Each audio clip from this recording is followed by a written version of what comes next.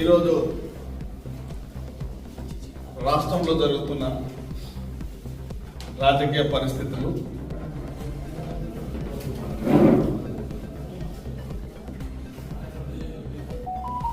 ప్రస్తుతం సంక్షేమంలో ఉన్న ఒక పార్టీ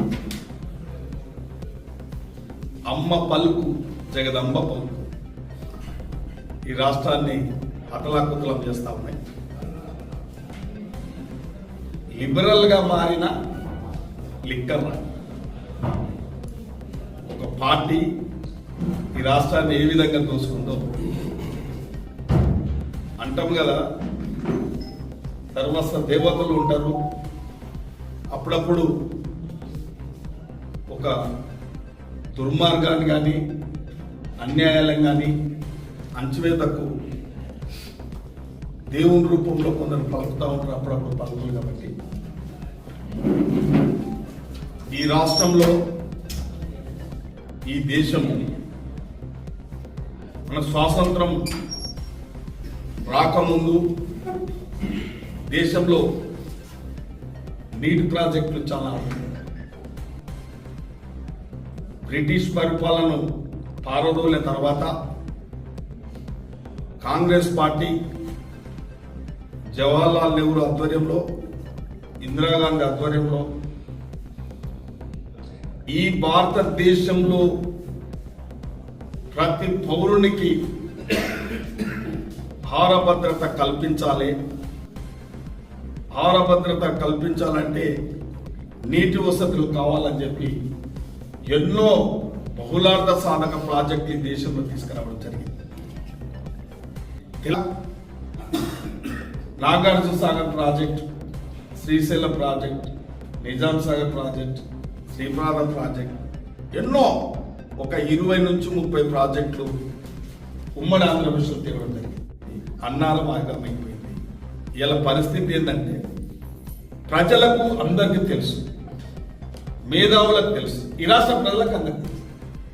ఇలా కాళేశ్వరం అంతా కమిషన్ మాయమైపోయిందని చెప్తే ఇలా రాష్ట్ర ముఖ్యమంత్రి, ఇలా పాలమూరు బుద్ధిబిడ్డ, కాలి పేలిన బిడ్డ, కరువు కాటకాలు చూసిన బిడ్డ, రైతులకు ఈ రాష్ట్రానికి జరిగిన అన్యాయాన్ని, దోపిడీని అంతా బయట పెడితే ఆ రోజు ఒట్టిగా అబండాలు వేస్తా ఉన్నాడు, ఆరోపణలు చేస్తా ఉన్నాడు అని చెప్పి పారదర్శకంగా ఒక అవినీతి ఏ విధంగా జరిగింది, ఒక లీగల్ కమిషన్ ఏదో ఇష్టానుసారంగా పటగాల్చి మీదేశం కాదు, ఒక మంచి నిబద్ధత కలిగిన ఈ భారతదేశంలో ఒక పీసీ ఘోషులు అంటేనే న్యాయానికి మారిపోయింది. ఇలా పవిత్రంగా రాజ్యాంగాన్ని ఎంత చూస్తారో పీసీ ఘోషులు కూడా అట్లా చూస్తారు ఈ దేశం. అటువంటి వాళ్ళను కమిషన్ అపాయింట్మెంట్ చేసి ఇవాళ వాళ్ళు ఇచ్చిన నివేదికను అసెంబ్లీలో కూడా ఎక్కడ కూడా వాళ్ళని అక్రమంగా కేసులు పెట్టడమో, అన్యాయం చేయడమో ఎక్కడ ఆలోచన చేయలేదు కాంగ్రెస్ పార్టీ, రాష్ట్ర ముఖ్యమంత్రి, రాష్ట్ర క్యాబినెట్. కాంగ్రెస్ నైజాం అది కాదు, పారదర్శకంగా ఉండేదే కాంగ్రెస్ పార్టీ నైజాం. తప్పు చేసిన వాళ్ళను నిజమైన ఆధారాలు పట్టుకున్నప్పుడే శిక్షించాలనేదే ఆలోచన. ఇంత టైం కూడా తీసుకున్నది, ఇలా 15 నెలల టైం తీసుకున్నది కూడా అందుకే. కాబట్టి ఇవాళ వాళ్ళంతలో వాళ్ళే తప్పు చేయని చెప్తారు, వాళ్ళంతలో వాళ్ళే పోతారు. అంటే నిజం భగవంతుడు ఎలా ఆయన స్వయాన వాళ్ళ కుటుంబ సభ్యురాలే ఆమెనే ఇలా ప్రకటిస్తా ఉంది. ఇలా హరీష్ రావు దోపిడీ చేసిండని, సంతోష్ దోపిడీ చేసిండని, అధికారులు కూడా దోపిడీ చేసిరని చెప్పి స్వయంగానే చెప్పినాక ఇంకా ఇంతకన్నా ఎక్కువ ఇంకా పారదర్శకత కాంగ్రెస్ పార్టీకి ఏం చూపెట్టగలుగుతారు? మీరు ఆలోచన చేయాలి, తెలంగాణ ప్రజలు ఆలోచన చేయాలి, తెలంగాణ రైతులు ఆలోచన చేయాలి, పార్టీలు కూడా అందరూ కూడా ఆలోచన చేయాలి. ఒకటే, ఒక తెలంగాణ పేరు మీద అధికారాన్ని 2 సార్లు అనుభవించి అప్పుల కుప్ప చేసి మళ్ళా ఉల్టా చోరు కోత్వాలు అన్నట్టుగా మేమే బుద్ధిమంతులము, మేమే పెద్ద సత్యాచందులం అని చెప్పి ప్రగల్భాలు వలుకుతున్నారు. కాబట్టి తేట తెల్ల అయిపోయింది. సిగ్గులేని వదివలు ఇంకా కనీసము రాజకీయాల పరిజ్ఞానం ఏదో ప్రజలు ఒకసారి లంగలకు దొంగలకు దోపిడీలకు కూడా అవకాశం ఇస్తుంటారు. అంటే మారుతారేమో ఇలా నైజాం వీళ్ళ నీతి మారుతారేమో అని చెప్పి ఓటు రూపేణ కొందరికి అవకాశాలు ఇస్తూ ఉంటారు. అప్పుడప్పుడు ఎవరో పనికిమాలిన విధవలు రాష్ట్ర ముఖ్యమంత్రి దిష్టిబొమ్మ దానం చేస్తారండి. అరే సన్నాసులారా, రాష్ట్రంలో ఏమో నిజం నిర్ధారణ అయిపోయింది, మీరు కనీసం తప్పును ఒప్పుకోకుండా రాష్ట్ర ముఖ్యమంత్రిని దిష్టిబొమ్మ దానం చేస్తే అది మీ విజ్ఞత వదిలేస్తున్నాం. ఇటువంటివి నిజంగా కూడా చెప్పాలంటే ఆరోపణలు వస్తాయి. పివి నరసింహారావు మీద కూడా ఎన్నో ఆరోపణలు వచ్చినాయి. ఆరోపణలు పద్ధతి లీగల్ గా ఎదుర్కొన్నారు.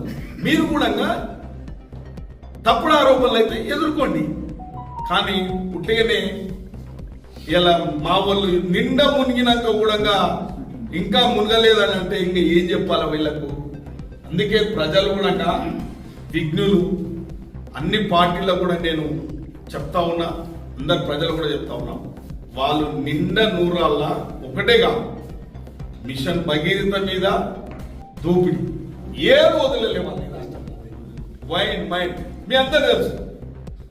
కానీ ఇప్పటికైనా నేను పత్రిక సోదరులు కూడా కోరుకుంటున్నా, మనస్ఫూర్తిగా మనమంతా తెలంగాణ పౌరులు.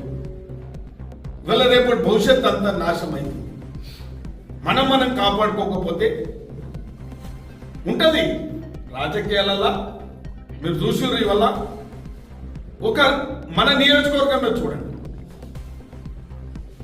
ఎంతో మంది నా కళ్ళ ముంగలైతే ఒక 5-6 మంది ఎమ్మెల్యేలు ఉన్నారు. వాళ్ళ సంపదలను చూడండి, 10 ఏళ్ల నుంచి చేసిన సంపదలను మీరు ఒక్కసారి వినండి. అంటే ప్రజలు ఒక ప్రజాస్వామ్యంలో ఒక అవకాశం ఇస్తే దోపిడీ ఏజెండా అంటే ఇంకా మేము ఏం చేయాలి? కుంభకోణాలే కమిషన్లు ఏజెండా? అసలు ప్రజలు ఓట్లు వేసేది దాచుకోవడానికి అంటే ఎట్లా? ఇది ఇప్పటికైనా ఇది అందరికీ కండ్ల ముంగలా కనబడే నిజమే. మేము దోపిడీ చేయలేదు, మేము సత్యారిచంద్రులం అంటే ఏ ఒక్క పౌరుడుగా మనస్ఫూర్తిగా ఒకటి లోపటి మనస్ఫూర్తిగా ఎవరు అంగీకరించరు. మన రాజకీయ చరిత్రలు అందరికి తెలుస్తాయి, మన జీవిత చరిత్రలు అందరికి తెలుస్తాయి. మనం దేశ అగాధాలు, అన్యాయాలు, అక్రమాలు, దోపిడీలు, ఎన్నో ప్రతి పౌరునికి శారదా నియోజకవర్గంలో ప్రతి ఒక్కరికి తెలుస్తుంది. కాబట్టి ఇప్పుడు తప్పులను, ఈ దోపిడీలను, ఈ అన్యాయాలను, ఈ అవినీతిని మనం సమర్థించుకుంటూ పోతే కొందరు కార్యకర్తలు కూడా, టీఆర్ఎస్ కార్యకర్తలు కూడా అర్థం చేసుకోవాలి. మొరుగుమన్నప్పుడల్లా కుక్కలు మొరిగినట్టు మొరుగుతారు. బౌ అంటే ఏమొస్తుంది? ఎలా స్వయాన కూతురే ఎలా తిరగబడ్డదంటే మీరు అర్థం చేసుకోవాలి. టీఆర్ఎస్ కార్యకర్తలు కూడా అర్థం చేసుకోవాలి. ఏదో రాజకీయ లబ్ధి కొరకు, ఏదో నాకు రాజకీయాల అవకాశం వస్తుందేమని చెప్పి ఎన్ని అన్యాయాలు, ఎన్ని అక్రమాలు, ఎన్ని దుర్మార్గాలు, ఎంత అవినీతి పాల్పడతాయి మనం క్షమించొద్దు. అది క్షమిస్తే ఈ రాష్ట్రం అధోగతి పాలైంది. తస్మాత్ జాగ్రత్త అని చెప్తా ఉన్నా ప్రతి ఒక్కరికి.